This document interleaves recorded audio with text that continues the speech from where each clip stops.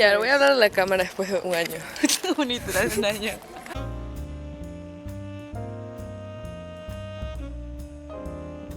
Oli.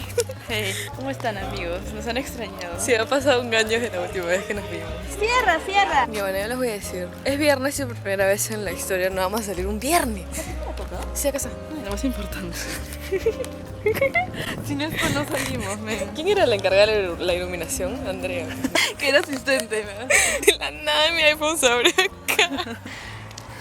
Yo siento que ya están tarde que en verdad ya apagaron la leña, sí. Es que, mira, Comenta. creo que caminan a propósito, ¿verdad? Es demasiado lento. No, se pasan de lentas. Ahí pones lo de ha pasado 84. Estamos llevando Coca-Cola fresh, ¿no? Pero aún no llega Edu. Claro, ya no es nuestra culpa. Lo dejo vale. Fran viene mañana. Sí, a las 10 AM. Bueno, mira.